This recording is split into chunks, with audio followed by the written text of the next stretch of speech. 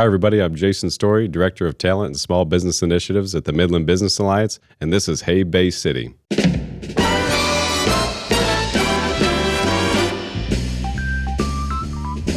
Jason Story, we met for the first time at, what was that meeting in Midland? It was like the Midland Navigators. Yeah, it was through the Midland Area Community Foundation. It's Max Loves Midland, which is an initiative of being able to demonstrate the identity and who Midland is and who Midland aspires to be and how we can connect with people that are already with us and those that we'd like to be with us. It's so many of the things that you were saying, I was just nodding my head the entire time, like making myself car sick. And I connected with so much of what you said. I met you after and said, hey, let's hop on a podcast. Let's just riff on this idea of attraction retention, because it is such a critical conversation, not just here in the United States, but here in Michigan, looking at us being 49th out of 50th in terms of population growth, but then also us here in the region, and then specifically Midland, Bay City,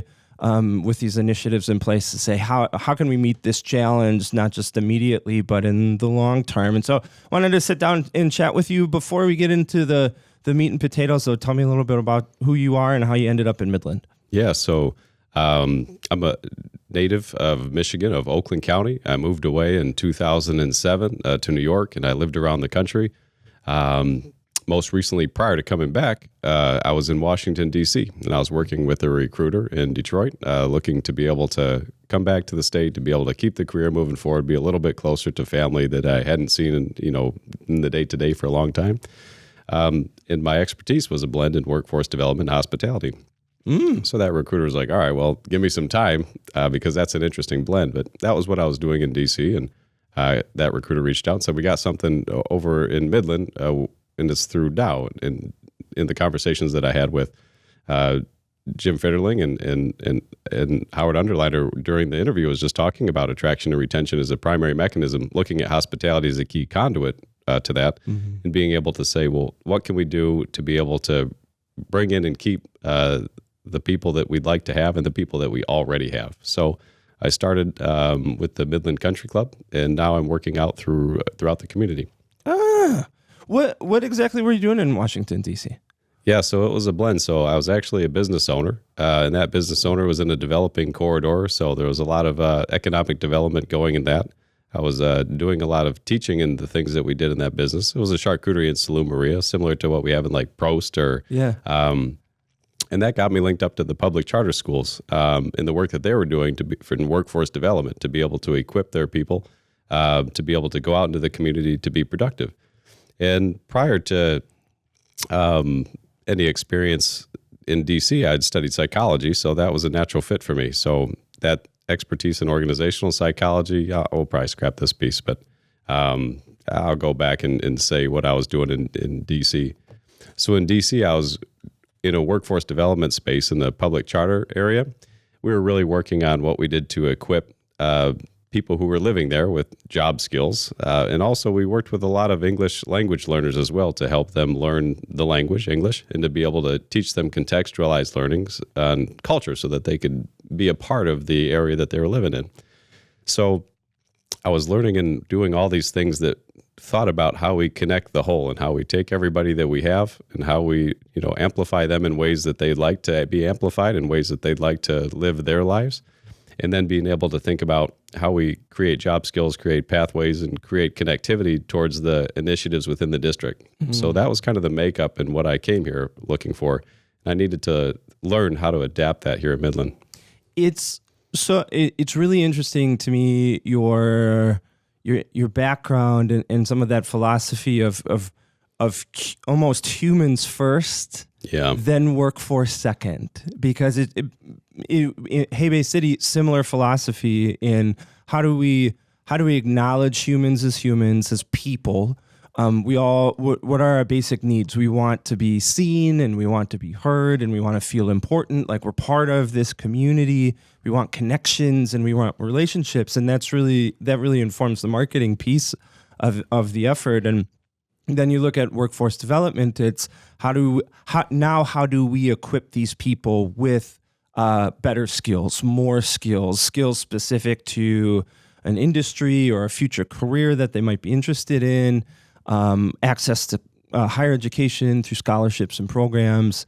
And that resonates with me so much. And I love the fact that you're also saying that, because it can be really tempting to say, okay, we have this really critical need, workforce development, programs, when that is such a critical piece of the puzzle. But we also have to meet humans as humans and say, what are the human needs of these people, and how do we also fill those? Because you give people skills, best education in the world, but put them in a community that makes them feel like it doesn't care about them, that the social fabric is tearing, and they're going to move somewhere. They're going to take those really, really great skills and they're going to move somewhere else.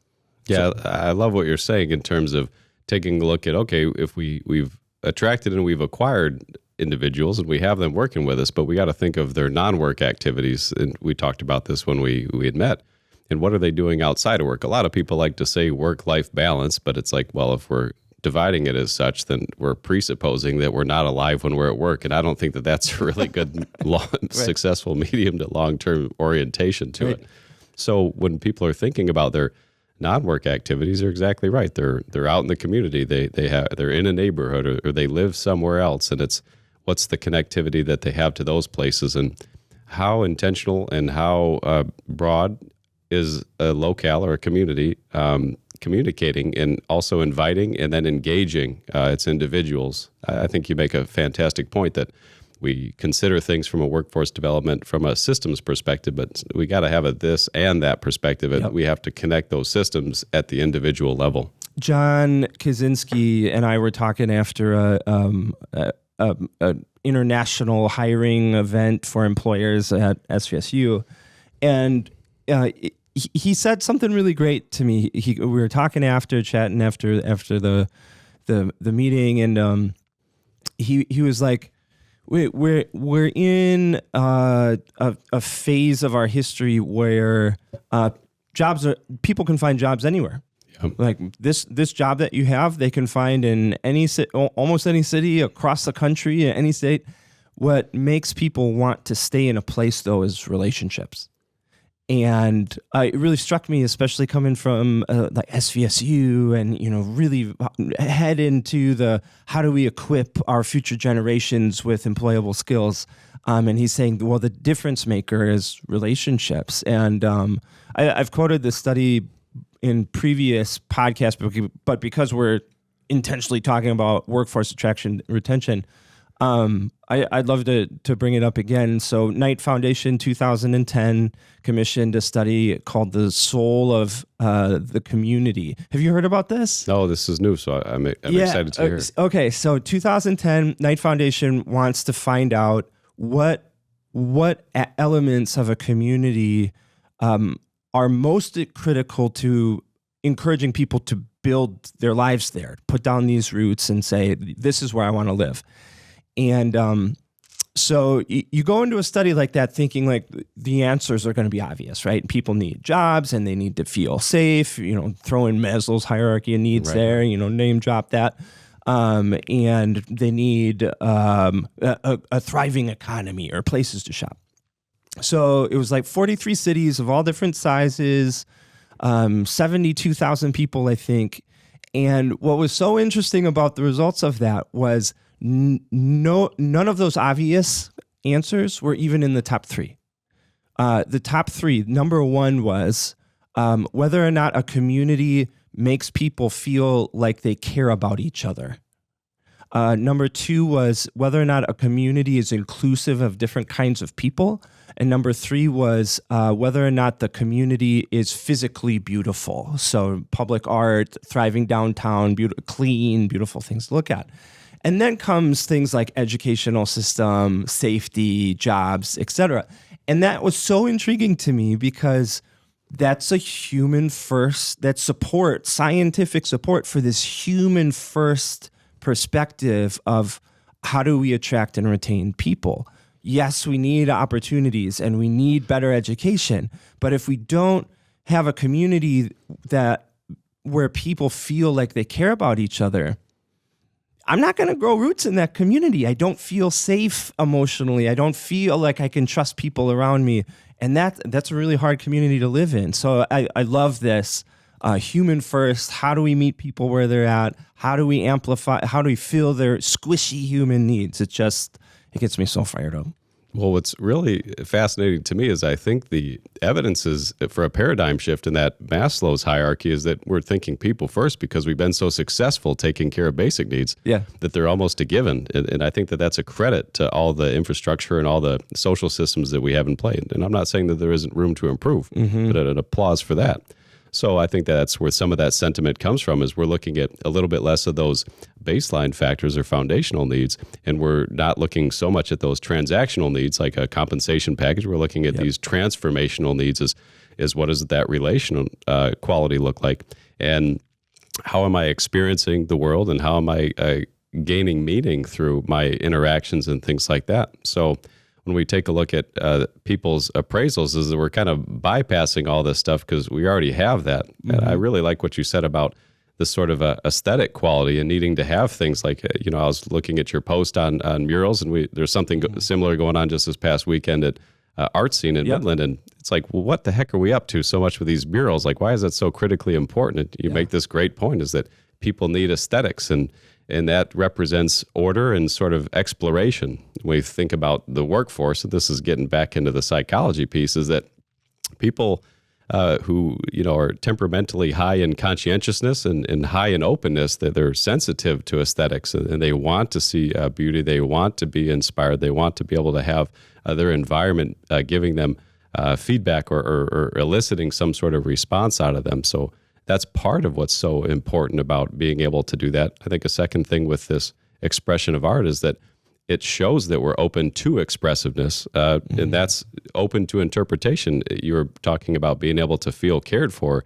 I think alongside of that is being able to see oneself reflected in the community, and then feeling like at the individual or the familial level, you can reflect that right back to the community, and there's a synchrony there. I have a friend, Jeff Sigler of Revitalize or Die, and he goes around to communities and works with them in terms of building community pride and boards, things like that. And that's something that he talks about a lot, that our physical surroundings essentially set the ceiling for potential. So if I walk out of my house in the morning and I live in a neighborhood that's burned out houses, it's broken down, I'm walking to work, everything's dirty, it takes me 45 minutes to walk there because our public transportation doesn't exist or it's not very good. And I'm walking by vacant businesses and buildings that have been just crumbling in on themselves. Even though I might not be thinking every day, wow, I wish I lived in a more beautiful city, it seeps into your unconscious mind and says, well, this is what my life is. Like, this is what I'm surrounded by, and I'm not going to be able to really overcome this. But then as soon as you have a community that visually looks like it cares about itself, I mean, that's blown open this door to say, hey, I want to know more. I was talking to this community group about this public art project, and one of the business owners, they just opened a new business, a beautiful new business, a restaurant. He raises his hand and he goes, like public art, like the mural idea, but I want to know how this is going to make my business more money. Mm-hmm. And I thought about that, and I was like, hey, Tom, you just opened a new business, right? And he goes, yeah. I said, it's beautiful, right? And he's like, yeah. He's like, well, why make a beautiful, more expensive restaurant? Like, it's going to cost you more to make something beautiful, as opposed to just opening the doors and saying, hey, you're sorry about the lights. You might get dripped on during lunch. Don't worry, it's clean water. Like, why did you make it beautiful? And you saw like the gears in the brain start to click, and like, oh, like if we show that we care about ourselves, other people are more likely to care about us too. And I think that just goes in such support of public art. It's like, who doesn't want to live in a community where it feels like mom's putting your art up on the refrigerator and like that sense of pride and that sense of swagger, even if you don't like the art, like even if the art isn't your jam, like maybe you want paintings of birds, but that's abstract, you can still look at that and say somebody cared enough about this place to make something like that. Well, I love the conversation we're having on aesthetics because it's perfectly aligned with the concept of attraction. And we can think about attraction as simply within the workplace, but as we're talking about as well, there's the life that's taking place out of the workplace. And you're drawing a perfect connection there of like, well, it's important to have aesthetics in the workplace as well. You can't just have complete disregard. And well, to that idea, I'd say that people are going to look at things that are either in order or disrepair. And if things are in disrepair, well, the response to that is either going to be, I can put that in order, or that's just too much for me to put in order. And if it's too much for me to put in order, my response to that is like, man, why would I even try? And then you might think to yourself, why should I even try with myself? And that can just become a continual and pervasive issue that becomes systemic. And then if that becomes a social conversation, then that gets shopped around and that becomes part of what people's belief systems are, whether that's in a work setting or whether that's in around the community. Or they give the response, someone else should fix that. Or I will only be engaged with this community and I'll only open myself up to a relationship with this community if somebody else fixes that first. And I think in this conversation, momentum is such like a critical feeling. Like people want to be part of a community that's going somewhere. I think one of the big misinterpretations is that in order to attract or retain people, we have to have a perfect community. Every road is perfectly paved, every building filled with just the most immaculate businesses. And while that's absolutely something that we should strive for, what people are really looking for is a place that feels like it has potential. That if I invest here, there's going to be a payoff personally, emotionally, financially, with my career, because I see momentum. I see other people caring about this place. I see the right investment happening. I see things growing. And that's, I think, what makes Hay Bay City, what you guys are doing in Midland, so important. It's that almost like that first initial gesture to say, we see this challenge and we're putting together a group of people to meet that challenge. And that's exciting. I agree. I think that if we think of a completely finished product, I don't think that people are necessarily attracted to that because it's already predetermined by other people.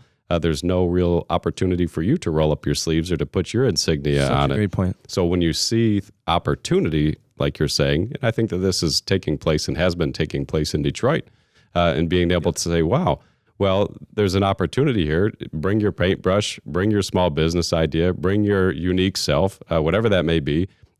We'll figure out a use for it, or we're going to give you a landscape to be able to put it to use. And I think that that's what we have the opportunity to here is that we've got enough built out. We have a canvas. We just need to be able to show how much awesome opportunity there is to paint, going back to this mural metaphor that we're riffing on. Yeah, and let's kind of use that to transition to talking about identity. So I think it's really, with public art, it's really easy to say, yay, public art, it's so amazing. And then it turns into cookie cutter public art that so many other communities are doing and it looks cool. And then all of a sudden, all your walls are covered with beautiful art, sure. But it doesn't feel unique. It doesn't feel like I can look at these walls and get an impression of this community. And I think in terms of attraction and retention, there's a danger there too in saying, look at us, and then you fill in the blank with things that are very well meaning, but really just say, we're just trying to be like everybody else. For instance, come to Bay City because we have great places to live, to work, and to play. All of that is true, But in the greater context of other communities, everybody's got this little riff on live, work, play, and work, play, live, and work, play, live, worship. And that doesn't really say anything about who we are as a community. And so inherently, we're not attractive because we get lost in the noise. We don't stand out. It turns into a resource race because you say so many great places to live, work, and play. And all it takes is a couple minutes in Detroit to go, well, they have way more of all of that. And so now we lose because of math. And so I think how we win is by saying, this is who we are. These are our people. Look how at this person and the amazing things that they're doing. Look at this story. Let's build connections. Let's build relationships. And I think that sense of identity then is the best kind of marketing because it communicates to the people who are most likely to value a community like you. I want to be in a community like that or this or that. Yeah, it's about businesses and where I can shop and jobs and things like that, but I need to feel something about the community. And I think identity plays such an important role in saying, hey, people from the outside, this is who we are. And then for citizens, current citizens, it says, this is who we are, guys. Like, go team. It's the pep talk. It's the reminding of like, oh, this is why I'm part of this community. It's such an important point is this idea of numbers, so numbers, maybe we don't add up to more metropolitan areas, but what we do have is richness and depth, just like anybody else. But what we have is unique richness and depth. And if we can tap into that and being able to look at bringing that to the forefront, I think that's what I think of when I'm listening to what you're saying. I think that when we think about bringing people from the outside, I think that's a hyper important mechanism, but I also think about what we can do to be able to be additive to the people that we already have. I mean, in the workplace, there's all sorts of employee engagement statistics that indicate that maybe half of the people are actively engaged. So it's like, well, of the people that we have, what if we can just figure out how to get someone 10% more engaged, whatever quotient we want to measure that in, then we can see significant change. I think of that at the community level too, is what are we doing to invite people to the table and giving them something to do at the table and in taking the people that we do have and just bringing more out of that. I think that there's all sorts of evidence of that when you see large-scale events like we just had with the Memorial Cup. We're about to have that with the Dow Championship. Mm-hmm. We bring everybody forth, and that's where we see some of that uniqueness. Is, well, one thing that I don't think anybody has, at least this year, is a Memorial Cup that we have that, right. Here in Saginaw.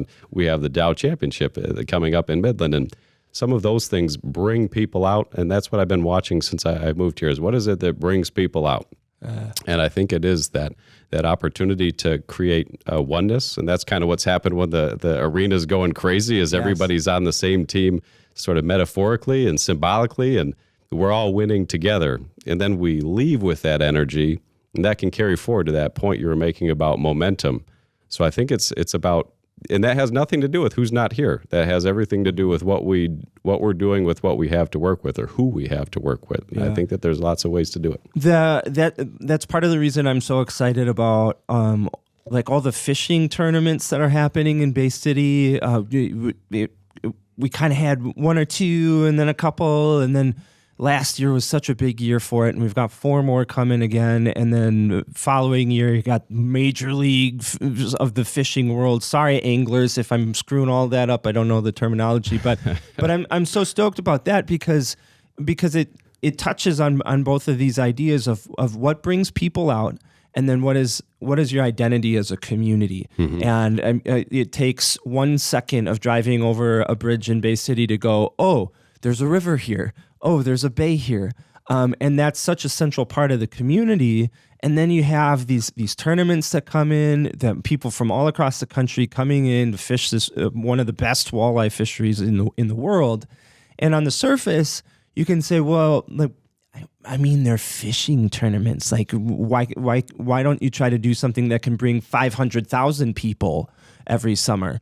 But that's not us right now. What is us is fishing, the water, leveraging that identity as a community. And you see how successful that is in the long term. Take like Holland, Michigan, for example, Tulip Festival. Who would have thought that a festival celebrating a specific little species of flower called the tulip would lead to how 1 million people or however many people they bring in over the course of a week. And that has such the biggest festival in the state of Arkansas is called the Toad Suck Festival. There's a whole story there. I'm not going to talk about it.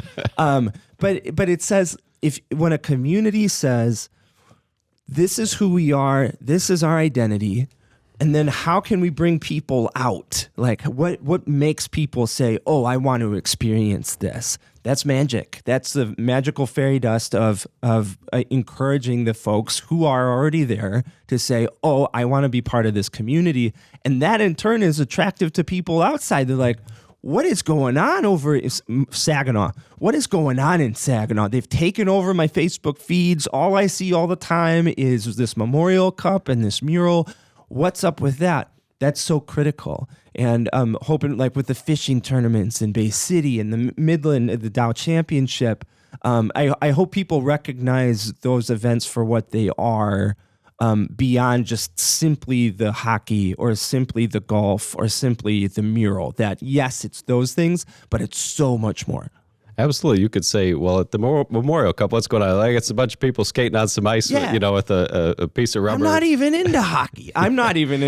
And that last Saginaw Spirit game was the most intense sporting event of my life. Yeah, so like the activity that's maybe taking place might not directly resonate, but the community or that at-one-ment or atonement, it certainly does. And that's why everybody just sort of jumps to their feet when something great happens. They're like, why is everybody doing this without you're not even thinking about this. You're just doing it. And then you're sort of feeling that energy of one another. And then it's like the crowd's roaring is one, but you're still, have that individual feeling about you. And you have to ask yourself what's really happening at things like, I'm thinking more locally. And you got to remember, I've only been here a couple of years, but the Potato Festival. Yes. I think of Walleye Fest in Freeland. So 2 years ago, I'm driving to my cello lesson, to go, learn this week's, skill. And I'm like, why can I not get into Freeland? What is going on here?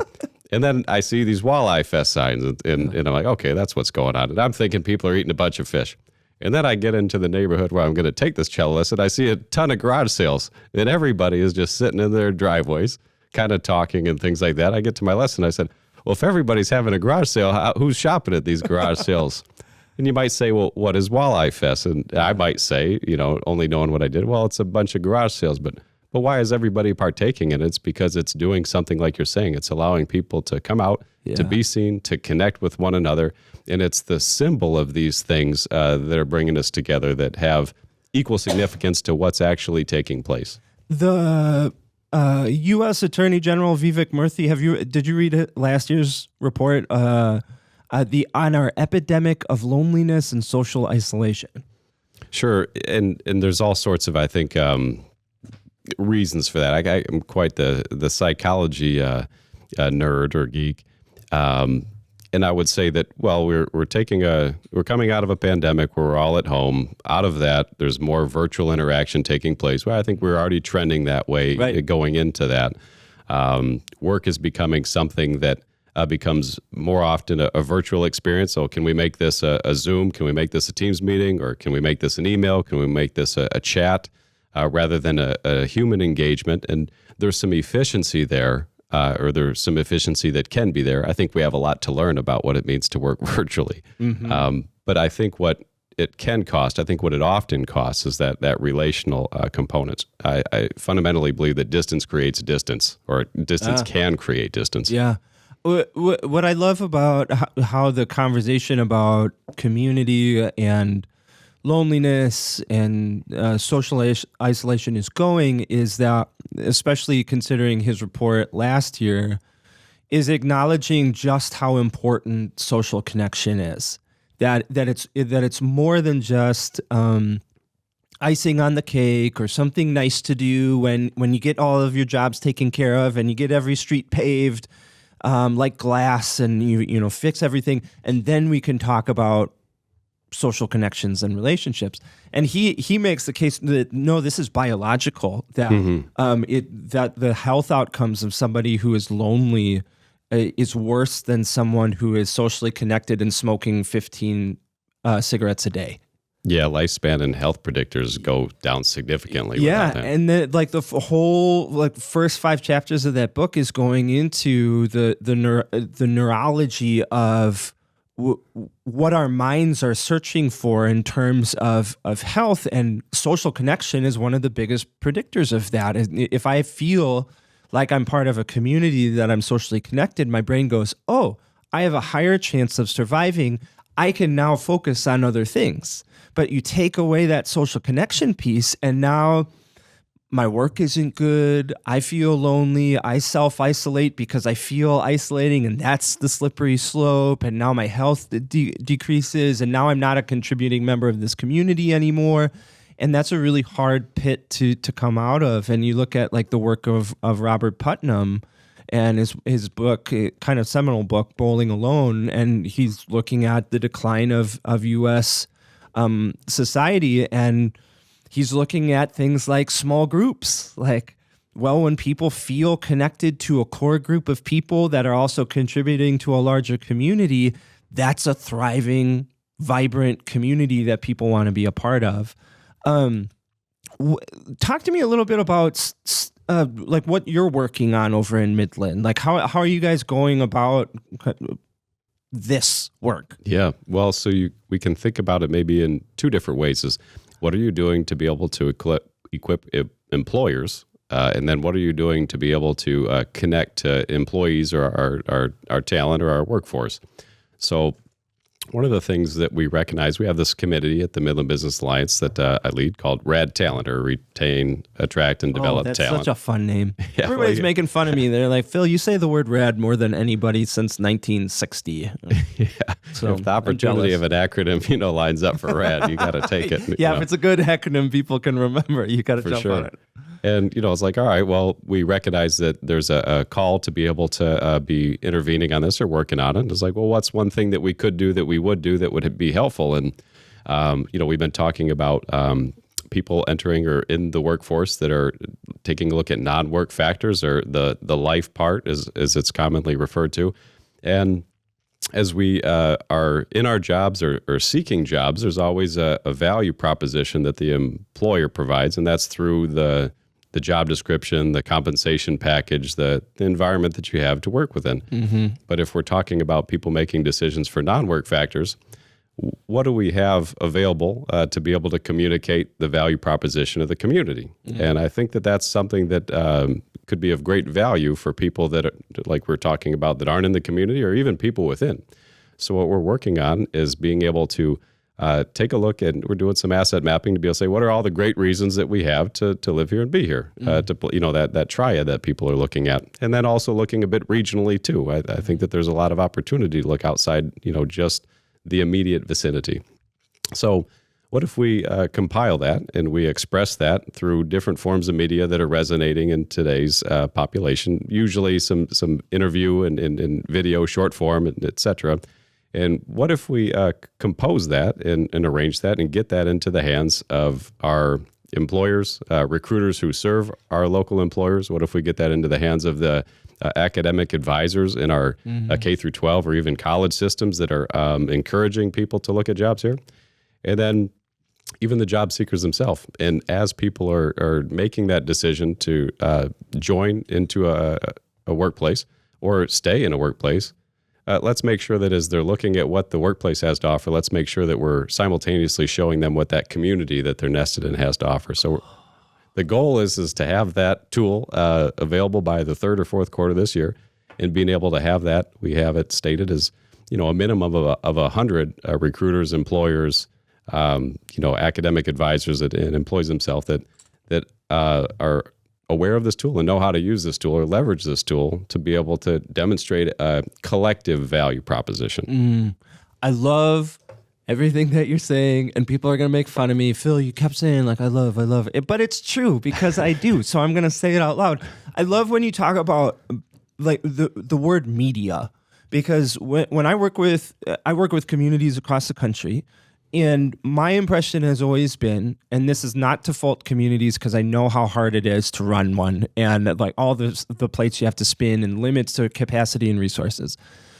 But what typically a community is like 10 or 15 years behind like a current like marketing trend. You see communities still releasing like 4-page press releases and saying, well, we sent a press release out via email. Why didn't you know about it? And what's happening there is a gap in understanding that communication means communicating in the way that people are looking to be communicated with. You can be the world's best public speaker and put you on a stage, and you can go to town for an hour and a half, the best speech the world has ever seen. But if there is not a single person in the theater, in the auditorium, in the seats, the speech does not exist. It had no effect in the world. You might have saved your breath and like watched The Bachelor or something on TV instead. So you have to take the message and put it where the people are, and then communicate that message in the language that they want to be communicated with. And so let's say that you're the best public speaker in the world and the theater is full of people, but you're speaking in a different language, or it's very, very highbrow, very formal to a blue collar like community of people out in front of you. They're not going to get the message there either, because we're all like, I heard you say words, but it made me feel like there's a little bit of elitism there, or I didn't quite understand it, or I was looking for like a 20-minute speech and you took 3 hours and I don't have time for that. And so when you use the word media, I love that, because that's the language of communication. Can you say what you want to say in a video that's going to keep my attention? Can you tell me a story? Can you post photos that I would find on Instagram?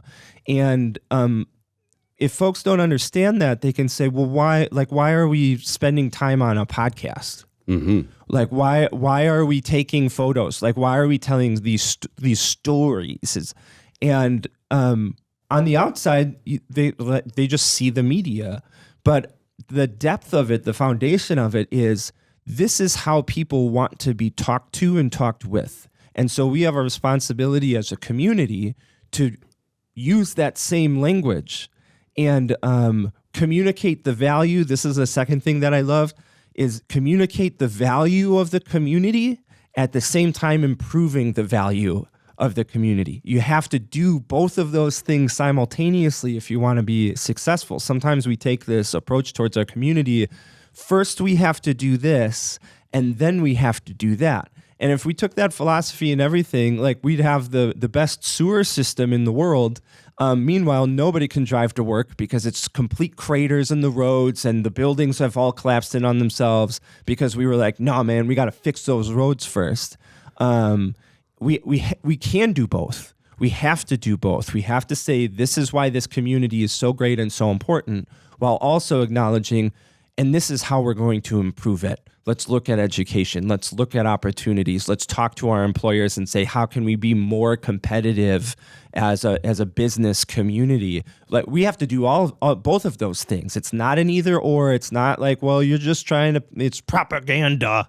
It's not propaganda. It's saying, look at all these amazing people. Look at this amazing community. And also, we're working hard to get better. And I think that's a great community. That's a community most people want to be a part of. Yeah, I think at the end of the day, all the effort, that's going into it, people want something to show for it. And I think you're right, is that media helps tell that story. And there has to be, the ability to tell stories in a dynamic way or an adaptive way, one that's, catered to the audience. When we talked, hey, Jason, what do you want to talk about? I said, I want to talk about what you want to talk about. I want to talk about what your audience wants to listen to. Yeah. I could have this predetermined sense of, here's what I think everybody needs to hear. Well, but that's really just going to perhaps fall on deaf ears, and then it's not so helpful. So I think that one of the things that's occurring is how are we able to have communities that are agile, like you're saying, is that if the landscape of people listening in or tuning in or paying attention, if that's changing faster than the way that the community is changing or being able to communicate that change, I think that there's an opportunity there to align those two things. I think that the way that people want to be engaged is changing faster than ever. And I think that, like you said, is there's a multiple of mediums that people are looking for. And you got to have that sense of what's the right one for this one piece that we're trying to share out. Yeah. You get that wrong, you don't make the connection. what I want to talk about this, and I want to ask you first, because this is such a critical piece of this puzzle of attraction retention is like timeline. So sometimes we have a challenge in a community, and we need to try to solve it right away, and we're looking at like in terms of weeks or months. Or, in terms of timeline, like where does your mind go when you think about this challenge of attraction retention in terms of like what do we need to do now?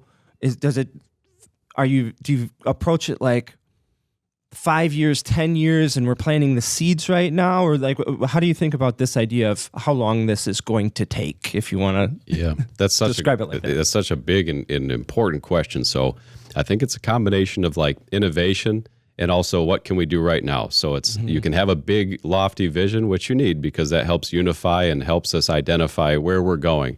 But you also have to figure out what's the next step that we could take, that we would take, that gives us the sense that we're moving forward in a positive direction. And too much of any one thing isn't helpful. Maybe metaphorically, if you're about to embark on climbing a mountain, you might want to take a look at how high the peak is so you can get some sense of what that journey is going to look like and what you need to prepare for. While simultaneously, you need to look at the next step right in front of you. You're going to fall flat on your face. So having that combination of taking a look at what's that broader goal look like, and then what are we doing today to be able to move the needle on that? So if we think about the regional alliance that we have, and Senator Horn's, this was part of the conversation that we were both at, is talking about Operation 40K. We're trying to add 40,000 people by 2040.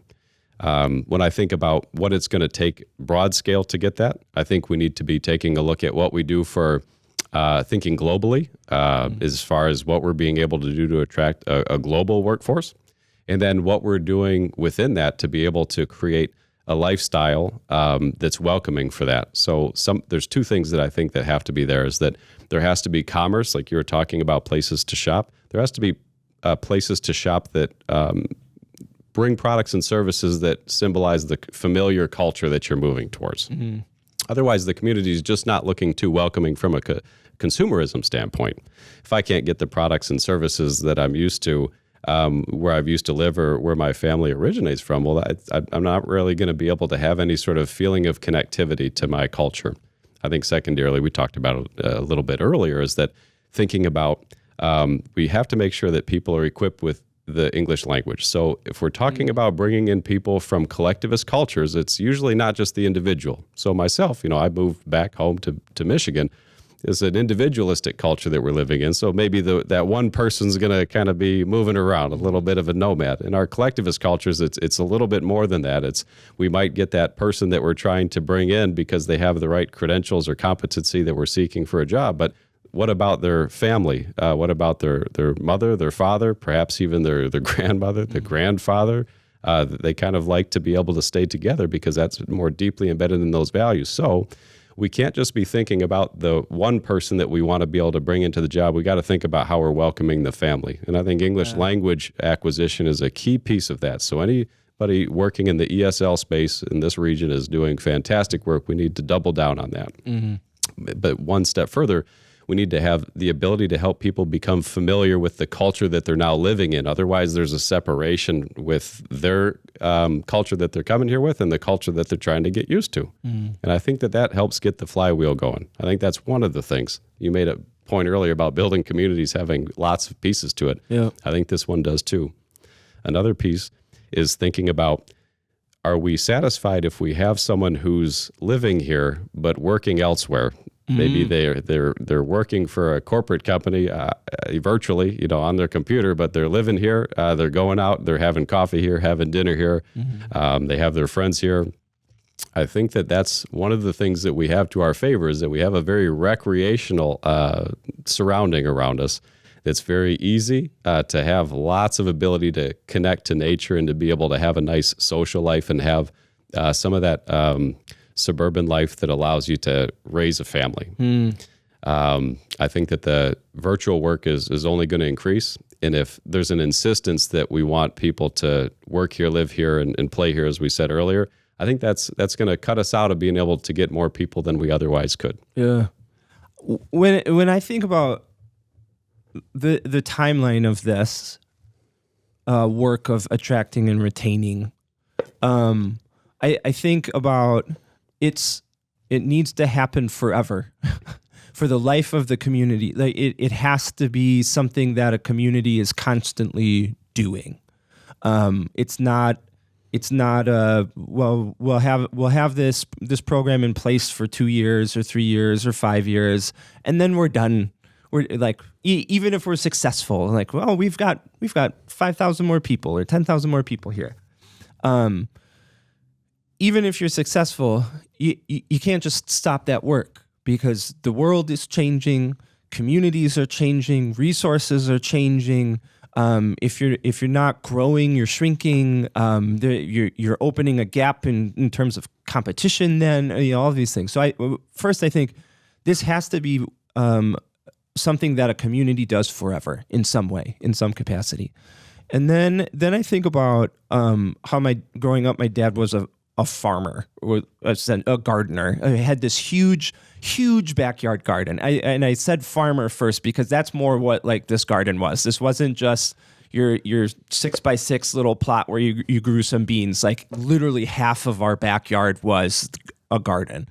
And he would start during the early spring when it's still frosty outside, and he'd on the workbench in the garage, he would set up his little seed beds with the tarp and the grow lights and things like that. And every little plant that he wanted to have in his garden, he would start in the garage in these little seed beds.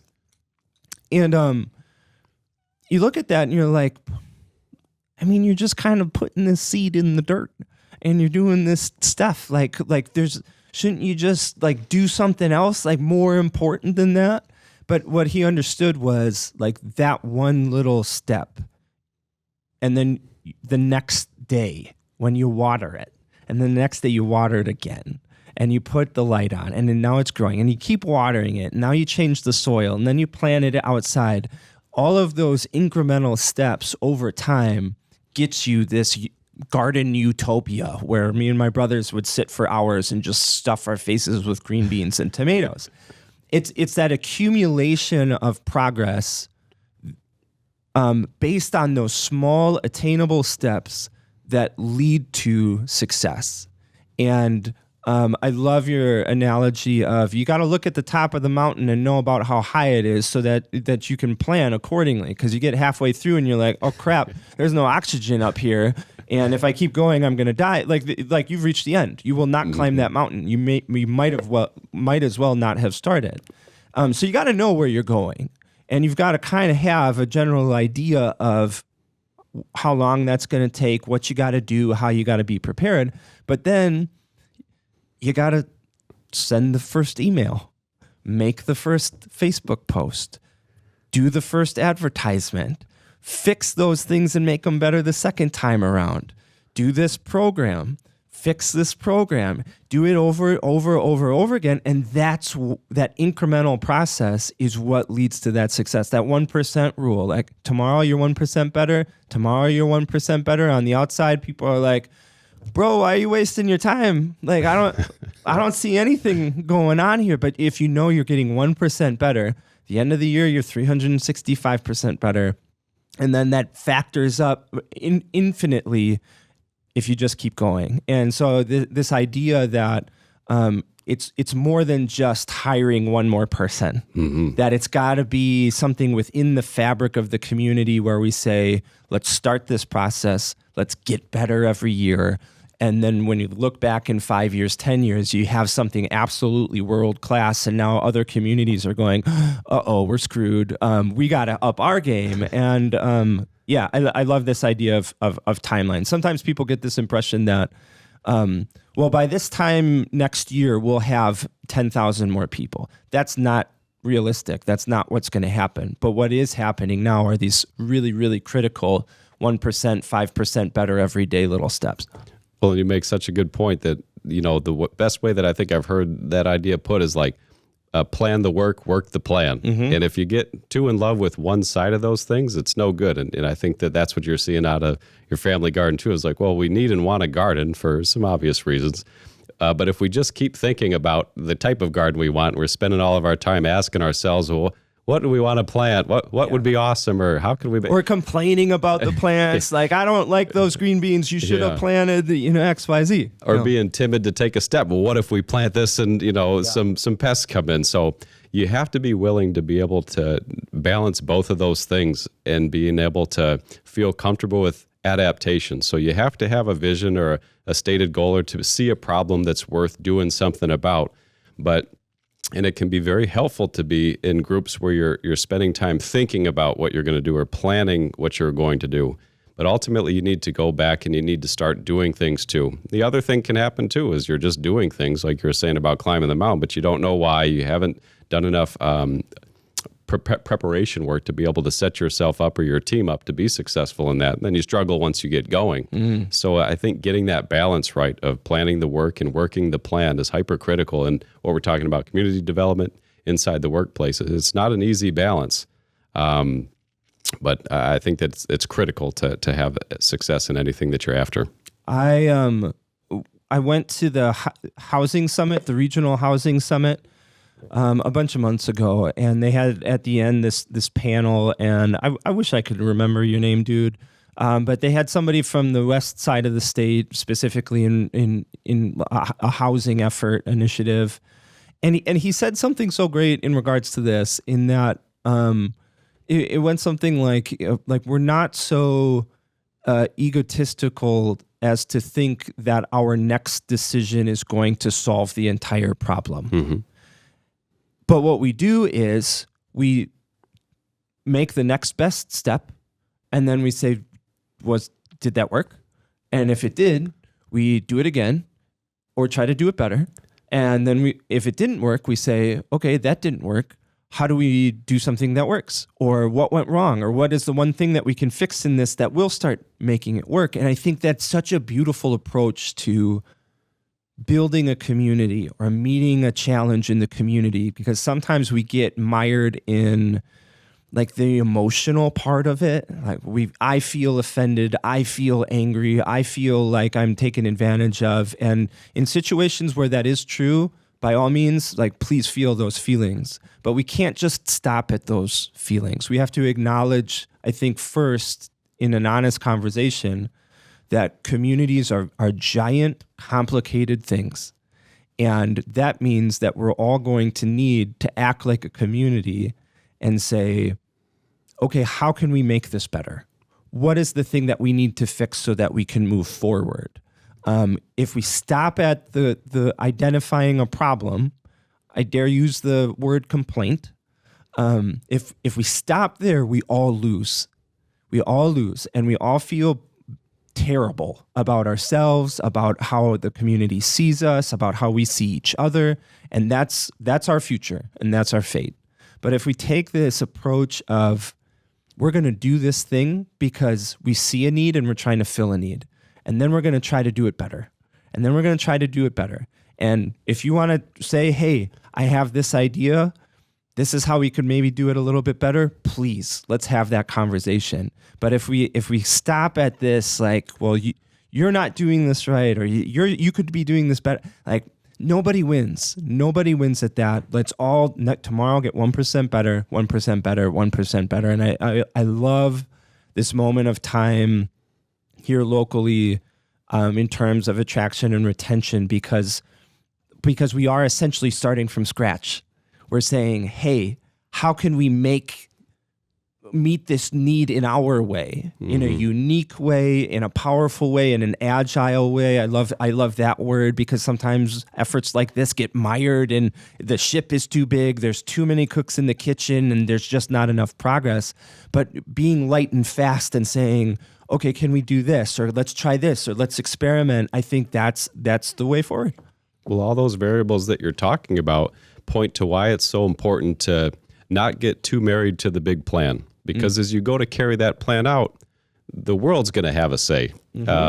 Other dimensions are going to have a say, and you're going to want to be able to recalibrate. And if you're so rigid in the big plan that you predetermine that this is the singular way that we're going to actually do it, we want to be clear on what we want, but I think we want to be more flexible with how we're going to go about it.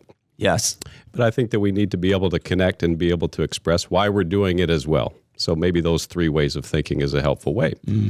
And as important as it is to have the big, broad plan, it's very important to be able to be adaptive and agile, like we're saying, so that as we encounter change or as we enact the plan, we're in a position to be able to make modifications so that unintended consequences of the effort that we didn't predict for, we don't want to just ignore them because, we're going to not pay any attention to that because it's not part of us trying to get to where we're going. And that's going to happen all the time. And we were talking about things that are just innate inside people, is that, we're wired to take the next step. As much as I may want to jump across the whole room here, I'm designed to take one step at a time. And maybe I can do that faster by running, but I can't run forever. Yeah. So there's an idea of that sustainability and pace and what you can do. So I think that we want to be looking at innovation, or in the sense of like big, giant seismic shifts. And that's very exciting, and that's very inspiring and can mobilize us to effort. But we're still left with taking the next step. Like you said, send the next email, do the next task. And it's not as glorious as the big plan. And then sometimes it can be hard to say, is this even really part of the big plan? Yeah, right. But it certainly is. And that's where, like you said, the social feedback from other people is helpful in that. Yeah. Otherwise, if you're just in a padded room, it can be much harder to sense whether you're making any difference at all. You got the blinders on, and you're just going. I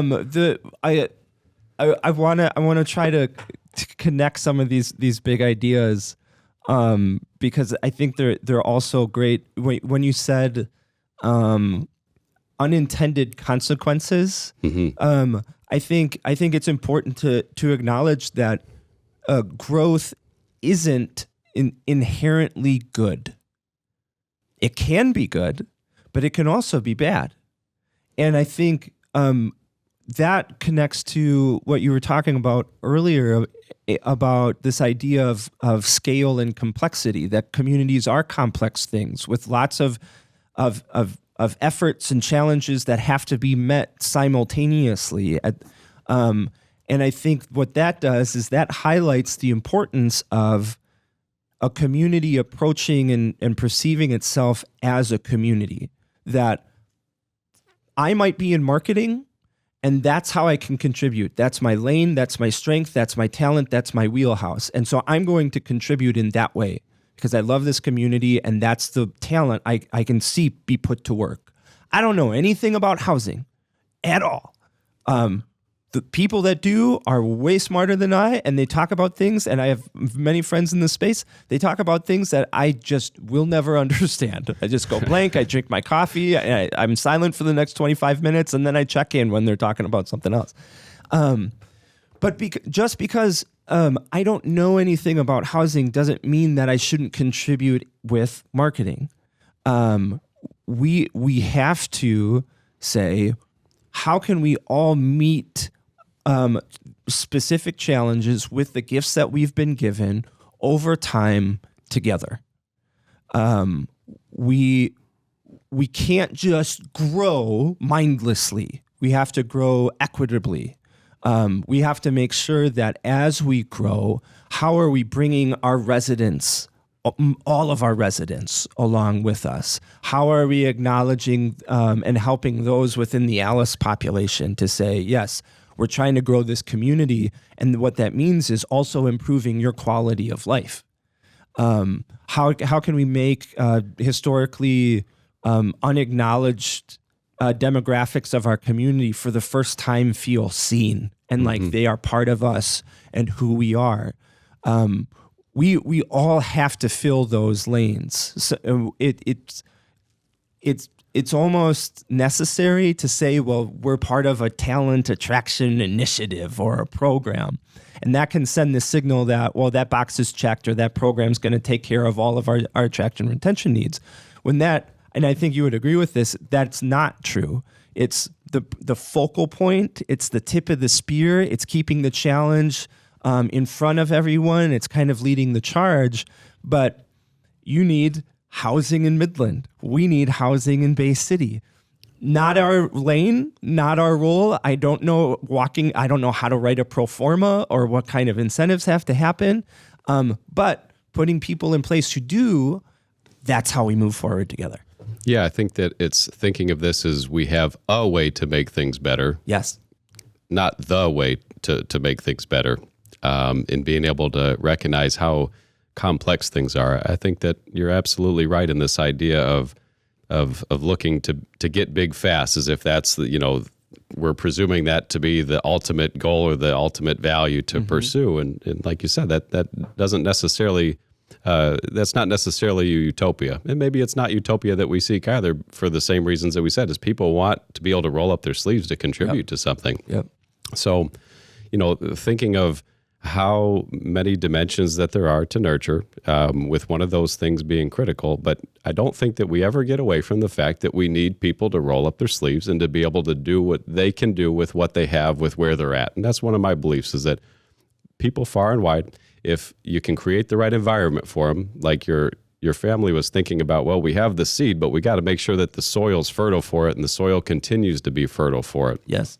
And then that seed can grow and it can thrive in the way that it's uniquely designed to be. You're never mad at the raspberry for not being a butternut squash. Yeah. How dare you? Yeah, but you're making an environment that allowed probably all those different things grow and thrive together. That's a really good way of thinking of what we're doing in the community, whether that's at the systems or the organizational landscape, whether that's in the business sector or nonprofit sector. But that's, I think, true at the individual space too.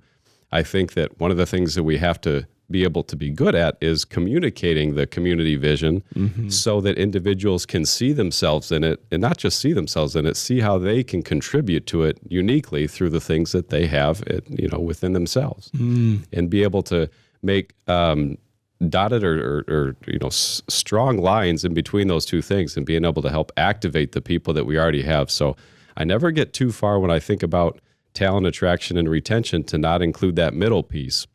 And that once we have them, we need to actually acquire them. So you can have somebody looking at you and not doing anything about it. Once you have somebody, just like in a relationship or any relationship, now that you're in a relationship, what are you going to do to take care of it? Right. I think about, what do you do to onboard? And these are professional terms. And that's like, how do you normalize the relationship? What are some of the things that we do in the day in and day out together? Yep. And then what do we do to train and develop you? And that's what I think we can take those same practices that are in organizational development and apply them in our community work. Is we have our stated intentions as our, in our region, and then also, within our county levels. How are we making sure that people know what that is? How are we translating it to language, like you were saying, that resonates? And then how are we activating and mobilizing what we already have? And how are we making the most of what we already have? I love all of this. Jason Story, man, I'm so encouraged by the work that you're doing. I'm so encouraged by you. I have a lot of hope it gives me a lot of hope when people are in positions of leadership, if you want to call it that, who understand the challenge and are willing to experiment and adapt and think and engage and collaborate and support and do all these things and really try to meet that challenge for a community. And so I'm so blessed by you, so encouraged by you. I want to thank you for stopping by today and having a conversation with me about this topic. We'll have to check in like 6 months or a year or the rest of forever, like we were talking about before, and just check in. So thanks so much for the conversation. Well, thanks for having me. This is fantastic. Cut. Heck yeah, dude.